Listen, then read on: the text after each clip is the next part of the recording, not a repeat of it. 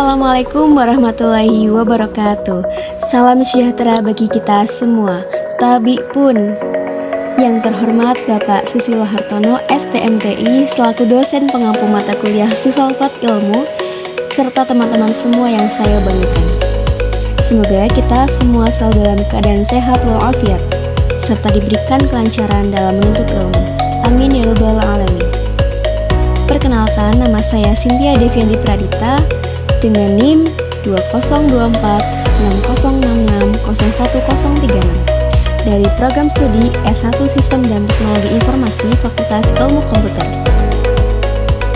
Pada kesempatan kali ini, saya akan memaparkan hasil tugas mata kuliah Filsafat Ilmu yang berfokus pada penyusunan ide penelitian.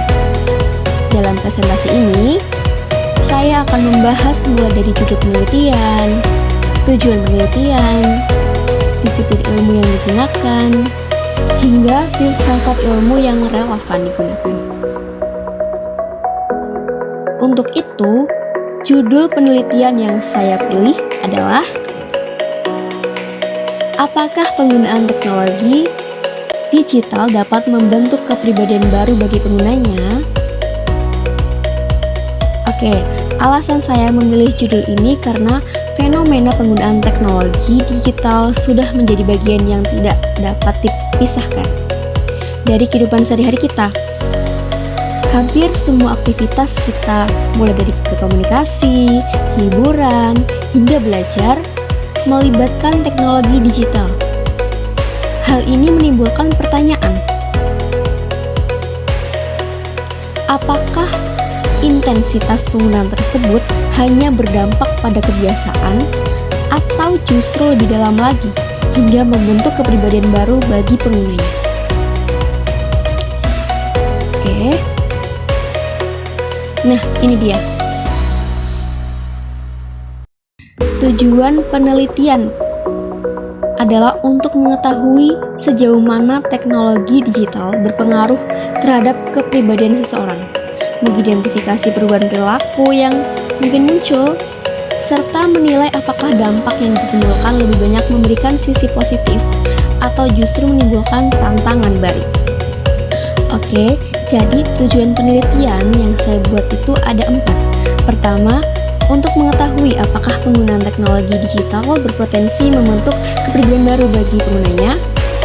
Kedua, untuk menganalisis perbedaan perilaku antara dunia nyata dengan perilaku yang ditampilkan melalui teknologi digital. Ketiga, untuk mengidentifikasi faktor-faktor dalam teknologi digital seperti media sosial, game online, avatar, dan identitas virtual yang dapat memengaruhi pembentukan kepribadian. Dan yang terakhir atau yang keempat, untuk memberikan pemahaman mengenai dampak jangka panjang penggunaan teknologi digital terhadap identitas diri dan kehidupan sosial. Wah, sudah bisa dibayangkan bukan?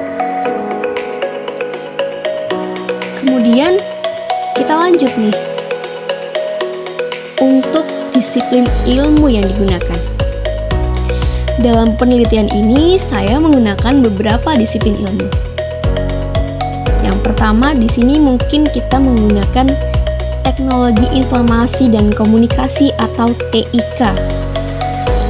Sudah bisa kebayang ya untuk disiplin ilmu yang pertama.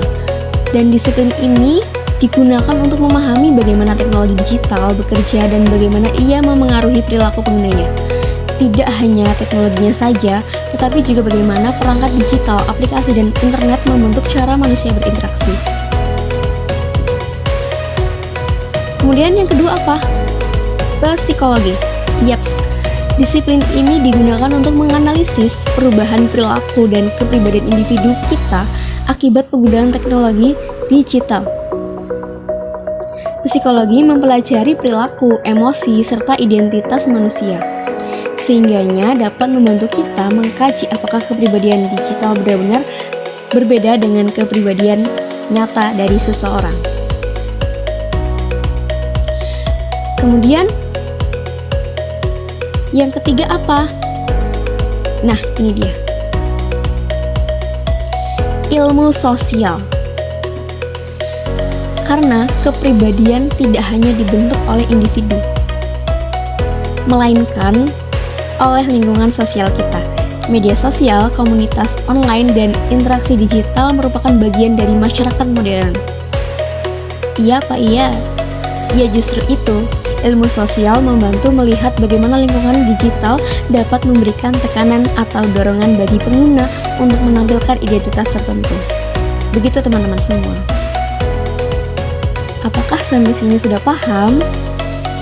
Next, kita lanjut ya. Untuk filsafat ilmu yang relevan.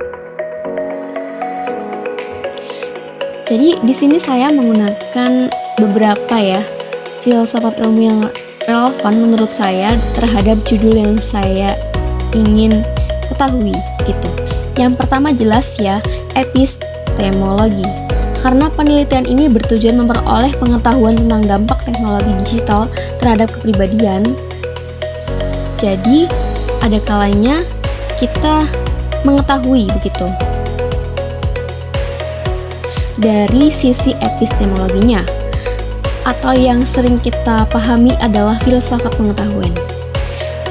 Dan digunakan untuk mengkaji bagaimana kita mengetahui dan membuktikan adanya kepribadian baru melalui penggunaan teknologi digital. Kemudian yang kedua ada ontologi atau filsafat tentang realitas. Kita harus bersikap realistis. Digunakan untuk mempertanyakan apakah kepribadian digital itu benar-benar nyata atau hanya sekedar representasi semu aja. Kemudian yang terakhir atau yang ketiga, aksiologi. Dia bersifat filsafat nilai atau manfaat ya. Manfaat yang terjadi atau nilai-nilai manfaat apa saja yang terdapat dalam judul tersebut ya. Digunakan untuk menilai apakah pembentukan kepribadian digital ini membawa dampak positif, misalnya dalam bentuk ekspresi diri dan kreativitas, atau justru dampak negatif seperti kepalsuan dan kecanduan. Begitu teman-teman semua. Jadi kita bisa menilai atau apa sih kita bisa berekspresi dalam bentuk kreativitas atau dari kepribadian tersebut itu justru dampaknya negatif seperti palsu ataupun kitanya kecanduan gitu. Semoga teman-teman semua dapat memahami apa yang saya jelaskan. Sebagai penutup, penjelasan ini diharapkan dapat memberikan pemahaman bahwa teknologi digital tidak hanya berfungsi sebagai alat, tetapi juga berpotensi mempengaruhi bahkan membentuk identitas baru bagi penggunanya. Jika teman-teman semua ada yang ingin ditanyakan, boleh ditanyakan di kolom komentar. Sekian presentasi dari saya. Apabila ada kekurangan, saya mohon maaf. Kepada Allah, saya mohon ampun. Terima kasih atas perhatian teman-teman semua, dan terima kasih juga sudah menonton sampai akhir.